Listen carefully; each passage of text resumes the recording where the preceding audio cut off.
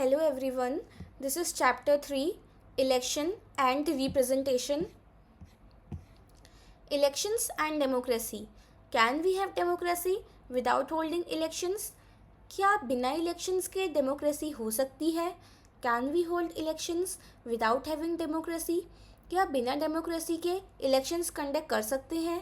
The first question reminds us of the necessity of representation in a large democracy. जो first question है वो हमें remind करवाता है कि रिप्रेजेंटेशन एक डेमोक्रेसी में कितनी ज़्यादा इम्पॉर्टेंट है. All citizens can not take direct part in making every decision, therefore representatives are elected by the people.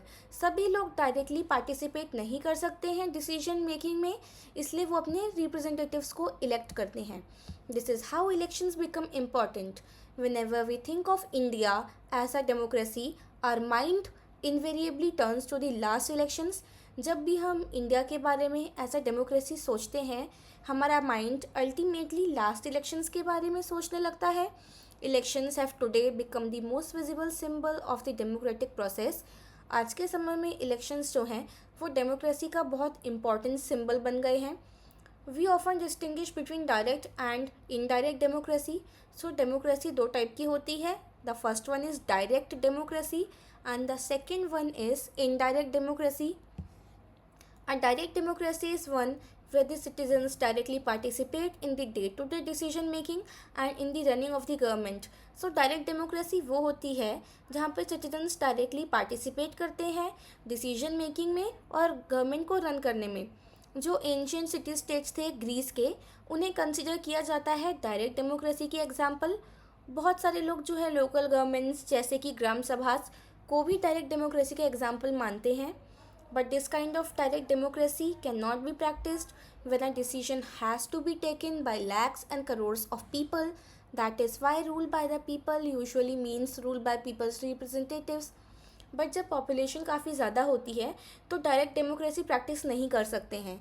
इसलिए जो लोग हैं, जो सिटीजन्स हैं, वो अपनी रिप्रेजेंटेटिव्स इलेक्ट करते हैं जो उनकी जगह पर रूल करते हैं. In such an arrangement, citizens choose their representatives who in turn are actively involved in governing and administering the country. यही representatives जो हैं country के governance और administration में involved रहते हैं. The method followed to choose these representatives is referred to an election. In representatives को choose करने के लिए जो method follow की जाती है उसे election कहा जाता है. Thus, the citizens have a limited role in taking major decisions and in running the administration. So, जो citizens हैं उनका limited role रहता है administration run करने में और major decisions लेने में. They are not very actively involved in making of policies. Citizens are involved only indirectly through their elected representatives. Citizens का सिर्फ indirect involvement होता है पूरी process में. In this arrangement where all major decisions are taken by elected representatives, the method by which people elect their representatives becomes very important. So जो पूरी method है representatives को इलेक्ट करने की वो काफ़ी इम्पॉर्टेंट हो जाती है क्योंकि यही रिप्रेजेंटेटिव्स जो हैं सारे मेजर डिसीजंस लेते हैं एक कंट्री के. The second question reminds us of the fact that not all elections are democratic. A large number of non-democratic countries also hold elections. In fact, non-democratic rulers are very keen to present themselves as democratic. So जो second question है वो हमें rewind करवाता है कि सभी Nations जहाँ पे इलेक्शंस हो रहे हैं वो डेमोक्रेसी नहीं हो सकते हैं. बहुत सारी ऐसे नॉन डेमोक्रेटिक कंट्रीज़ भी हैं जहाँ पे इलेक्शंस होते हैं. इनफैक्ट जो नॉन डेमोक्रेटिक रूलर्स हैं उन्हें काफ़ी इंटरेस्ट होता है अपने आप को डेमोक्रेसी की तरह प्रेजेंट करने में, इसलिए वो इलेक्शंस भी कंडक्ट करवाते हैं पर इस वे में करवाते हैं जिससे उनके रूल को कोई खतरा ना हो. Can you think of some examples of such non democratic elections? बहुत सारी ऐसी कंट्रीज़ हैं, उसका एक एग्जांपल चाइना हो सकता है और बाकी कंट्रीज़ आप कमेंट सेक्शन में बताइएगा. This is where constitution comes in. The constitution of a democratic country lays down some basic rules about elections. The details are usually left to be worked out by laws passed by the legislatures. These basic rules are usually about. So जो constitution है वो basic rules बताता है elections के. ये basic rules basically इस बारे में होते हैं जैसे कि who is eligible to vote, कौन वोट कर सकता है, who is eligible to contest, कौन इलेक्शंस कंटेस्ट कर सकता है, who is to supervise elections, elections को सुपरवाइज कौन करेगा, how do the voters choose their representatives, voters अपने रिप्रेजेंटेटिव्स कैसे चूज़ करेंगे, how are the votes to be counted and representatives elected, जो भी वोट्स हैं वो कैसे काउंट होंगे और रिप्रेजेंटेटिव्स कैसे इलेक्ट होंगे. Like most democratic institutions, the Constitution of India answers all these questions. As you can see, the first three questions are about ensuring that elections are free and fair and can thus be called democratic. So जो first three questions हैं वो ensure करते हैं कि जो भी elections हैं वो फ्री और फेयर हों और डेमोक्रेटिक भी हों. The last two questions are about ensuring a fair representation. जो लास्ट टू क्वेश्चंस हैं वो ये इंश्योर करते हैं कि जो रिप्रेजेंटेशन है वो फेयर हो. Election system in India. You may have noted above a reference to different methods or the system of elections. You may have wondered what these were all about. You may have seen or read about different methods of electioneering or campaigning in the elections. But what are different methods of election? There is a system of conducting elections. तो आपने बहुत सारे elections के systems के बारे में सुना होगा, डिफरेंट मेथड्स के बारे में भी सुना होगा. तो जो इलेक्शंस कंडक्ट करने का यहाँ पे एक पूरा सिस्टम है. यहाँ पे बहुत सारी अथॉरिटीज़ हैं जो रूल्स बताती हैं कि हमें क्या करना है और क्या नहीं करना है. Is that what election system is all about. You may have wondered why the constitution needs to write down how the votes are to be counted and representatives elected. So constitution हमें बताता है कि votes कैसे count करना है और representatives कैसे elect होंगे. Isn't that very obvious. People go and vote. The candidate who gets highest votes gets elected. That is what elections are all over the world. Why do we need to think about it? So usually हम ये सोचते हैं कि elections में बस इतना ही होता है कि लोग जाते हैं वोट देते हैं और जिसे हाईएस्ट वोट्स मिलते हैं वो इलेक्ट हो जाता है. बट हम इसके बारे में इतना क्यों सोच रहे हैं? We need to, because this question is not as simple as it appears to us. हमें इसके बारे में इसलिए सोचना पड़ रहा है क्योंकि ये क्वेश्चन उतना सिंपल है नहीं जितना ये अपीयर हो रहा है. We have got so use to a system of elections that we think that there can not be any other way. हम अपने इलेक्शन सिस्टम के इतने हैबिचुअल हो चुके हैं कि हमें लगता है कि और कोई तरीका है ही नहीं. In a democratic election people vote and their preferences decides who will win the contest. So democratic elections में लोग वोट करते हैं और उनकी प्रेफरेंसेस ही डिसाइड करती है कि कौन जीता है.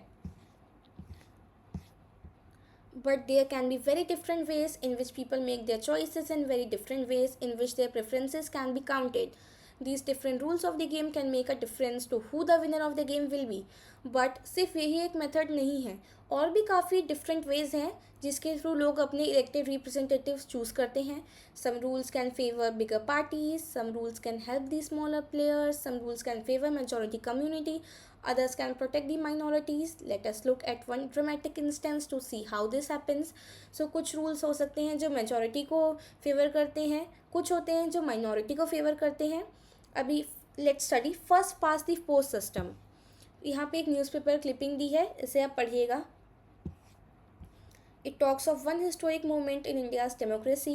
In the Lok Sabha elections of 1984, the Congress party came to power, winning 415 of the 543 Lok Sabha seats, more than 80% of their seats. Such a victory was never achieved by any party in the Lok Sabha. What did this election show? सो एक historic moment है India की democracy में जहां 1984 के Lok Sabha elections में Congress party को 415 seats मिली थी 543 लोकसभा सीट्स में से, और मोर देन 80% सीट्स मिली थी. सो ये जो विक्ट्री थी वो आज तक मतलब उस समय किसी भी पार्टी ने अचीव नहीं की थी. ये क्या शो करता है? The Congress party won 4/5 of the seats. Does it mean that 4 out of 5 Indian voters voted for the Congress party? So जो कांग्रेस पार्टी थी उसे 4/5 सीट्स मिली थी. क्या इसका मतलब ये है कि हर 5 में से 4 इंडियंस ने कांग्रेस के लिए वोट किया? Actually not. Take a look at the enclose table. The Congress party got 48% of the votes. This means that only 48% of those who voted in favor of the candidates put up by the Congress party, but the party still managed to win more than 80% of the seats in the Lok Sabha. Actually ऐसा नहीं था. अगर ये एक table दिया हुआ है यहाँ, इसे आप देखिए. सो जो कांग्रेस पार्टी थी उसे सिर्फ 48% वोट्स ही मिले थे. इसका मतलब ये है कि सिर्फ 48% लोगों ने ही कांग्रेस के फेवर में वोट किया, बट उस पार्टी को स्टिल 80% सीट्स मिली थी, इनफैक्ट 80% से भी ज़्यादा. So look at the performances of other parties. The BJP got 7.4% votes but less than 1% seats. How did that happen? So जो बीजेपी थी उसे 7.4% वोट्स तो मिले थे, लेकिन 1% से भी कम सीट्स मिली थी. This happened because in our country we follow a special method of elections. क्यों ये ऐसा हुआ? क्योंकि हमारी कंट्री में हम एक स्पेशल मेथड फॉलो करते हैं इलेक्शंस की. इस सिस्टम में entire country is divided into 543 constituencies. Each constituency elects one representative and the candidate who secures the highest number of votes in that constituency is declared elected. सो पूरी country को 543 constituencies में divide कर दिया जाता है. हर constituency से एक रिप्रेजेंटेटिव इलेक्ट होता है और जिस कैंडिडेट को सबसे ज़्यादा वोट्स मिलते हैं अपनी कॉन्स्टिट्यूएंसी में वो इलेक्ट हो जाता है. It is important to note that in this system whoever has more votes than all other candidates is declared elected. So जिस कैंडिडेट्स के पास बाकी के कंपैरिजन में सबसे ज़्यादा वोट्स होते हैं वो इलेक्ट हो जाता है. The winning candidate need not secure a majority of the votes. This method is called the first pass the post system. जो विनिंग कैंडिडेट है उसे मेजॉरिटी सीट्स एक्वायर करना ज़रूरी नहीं है. इसी मेथड को हम fast pass the post system कहते हैं, यानी कि FPTP system. This method is called the first past the post system. In the electoral race, the candidate who is ahead of others who crosses the winning post first of all is the winner. This method is also called the plurality system. FPTP को हम plurality system भी बोलते हैं. This is the method of election prescribed by the constitution. इस method को constitution ने prescribe किया है. Let us now go back to our example. The Congress party won greater share of seats than its share of votes because in many of the constituencies in which its candidates won, they secured less than 50% of the votes. If there are several candidates, the winning candidate often gets much less than 50% of the votes. सो अगर हम अपने example पर वापस जाएं तो Congress party को seats तो ज़्यादा मिली थी लेकिन शेयर ऑफ वोट्स काफ़ी कम था, क्योंकि मेजरली जो कॉन्स्टिट्यूएंसीज जहाँ पे उसके कैंडिडेट्स जीते थे वहाँ उन्हें 50% से भी कम वोट्स मिले थे. अगर बहुत सारे कैंडिडेट्स होते हैं तो ऐसा हो सकता है कि जो विनिंग कैंडिडेट है उसे 50% से भी कम वोट्स मिले. The votes that go to all the losing candidates go waste. For those candidates or parties get no seat from those votes. सो जो वोट्स लूजिंग कैंडिडेट्स को जाते हैं वो वेस्ट हो जाते हैं, क्योंकि उन वोट से उन कैंडिडेट्स या पार्टी को कोई भी सीट नहीं मिलती है. Suppose a party gets only 25% of the votes in every constituency but everyone else gets even less votes. In that case the party could win all the seats with only 25% votes और even less. तो suppose करिए अगर किसी party को 25% votes मिले हैं but बाकी parties को उससे भी कम मिले हैं तो 25% वाली पार्टी इलेक्शन जीत सकती है. Proportional representation. Let us compare this to how elections take place in Israel that follows a very different system of election. So Israel में different system चलता है election का. In Israel, once the votes are counted, each party is allotted the share of seats in the parliament in proportion to its share of votes. Each party fills its quota of seats by picking those many of its nominees from a preference list that has been declared before the elections. तो हर party जो है वो अपना कोटा ऐसे fulfil करती है कि जो भी वोट्स पार्टी को मिले हैं उसके प्रपोर्शन के अकॉर्डिंग उस पर्टिकुलर पार्टी को पार्लियामेंट में सीट्स मिल जाती हैं. इस सिस्टम को प्रोपोर्शनल रिप्रेजेंटेशन सिस्टम कहा जाता है. In this system a party gets the same proportion of seats as its proportion of votes. यानी कि इस सिस्टम में पार्टी की जो सीट्स का प्रपोर्शन है और जो वोट्स का प्रपोर्शन है वो इक्वल रहता है. In the PR system there could be 2 variations. So PR system में 2 वेरिएशन हो सकते हैं. In some countries like Israel or Netherlands, the entire country is treated as one constituency and seats are allocated to each party according to its share of votes in the national election. So कुछ countries जैसे कि Israel हो गया या Netherlands है, वहाँ पे पूरी कंट्री को वन कॉन्स्टिट्यूएंसी की तरह ट्रीट किया जाता है और हर पार्टी को सीट जो है उसके शेयर वोट्स के शेयर्स के अकॉर्डिंग मिलती है. The other method is when the country is divided into several multi-member constituencies as in Argentina and Portugal. So Argentina और पोर्चुगल जैसी कंट्रीज़ में मल्टी-मेंबर कॉन्स्टिट्यूएंसी वाला PR सिस्टम चलता है. Each party prepares a list of candidates for each constituency हर party अपनी candidates की list बनाती है हर कॉन्स्टिट्यूएंसी के लिए, depending on how many have to be elected from that constituency. और ये लिस्ट इस बात पे डिपेंड करती है कि एक कॉन्स्टिट्यूएंसी से कितने लोग इलेक्ट होंगे। In both these variations, voters exercise their preference for a party and not a candidate. इसमें जो वोटर्स हैं वो पार्टीज़ को चूज़ करते हैं, उनकी प्रेफरेंसेस पार्टीज़ होती हैं, ना कि candidates. The seats in a constituency are distributed on a basis of votes polled by a party. So constituency में जो seats होती हैं वो votes के basis पर divided होती हैं। Thus representatives from a constituency would and do belong to different parties. यानी कि एक सिंगल कॉन्स्टिट्यूएंसी से जो अलग अलग रिप्रेजेंटेटिव्स हैं वो अलग अलग पार्टीज से बिलोंग कर सकते हैं। In India we have adopted PR system. Proportional representation in Israel. So Israel में प्रोपोर्शनल रिप्रेजेंटेशन सिस्टम कैसे चलता है? Elections to the legislature Knesset take place every 4 years. So Israel का जो पार्लियामेंट है उसे नेसेट कहा जाता है, जहाँ पे हर 4 साल में इलेक्शंस होते हैं। Every party declares a list of its candidates but voters vote for the party and not for the candidates. So her party अपनी कैंडिडेट्स की लिस्ट तो डिक्लेयर करती है बट वोटर्स कैंडिडेट्स की जगह पार्टीज़ के लिए वोट करते हैं। A party gets seats in the legislature in proportion to the votes polled by it. हर पार्टी को उसके वोट्स के प्रपोर्शन के हिसाब से सीट्स मिलती हैं। This allows even smaller parties with every small support base to get representation in the legislature. So इसके थ्रू जो है इवन स्मॉल पार्टीज़ जो हैं उन्हें भी एक अच्छा सपोर्ट मिल जाता है लेजिस्लेचर में रिप्रेजेंटेशन के लिए। बट हर पार्टी को मिनिमम 3.25% वोट्स तो लाने ही होते हैं, इससे ही वो एलिजिबल होती हैं लेजिस्लेचर में सीट्स लेने के लिए। This often leads to a multi party coalition government, और इस प्रोसेस से यूजुअली एक मल्टी पार्टी कोलिशन गवर्नमेंट बनती है। देन नीचे जो टेबल दिया है इसमें 2015 इलेक्शंस का रिजल्ट दिखाया है इज़राइल का, और इसके बेसिस पे आप फाइंड आउट कर सकते हैं कि कितने % सीट्स किसको मिली। सो ये नेम ऑफ लिस्ट पार्टी, यहाँ पे पार्टीज़ का नाम है और ये उनके परसेंटेज ऑफ वोट्स और नंबर ऑफ सीट्स हैं। इंडिया ने जो है एक लिमिटेड स्केल के लिए प्रोपोर्शनल रिप्रेजेंटेशन सिस्टम अपनाया है। यूजुअली इनडायरेक्ट इलेक्शंस होते हैं।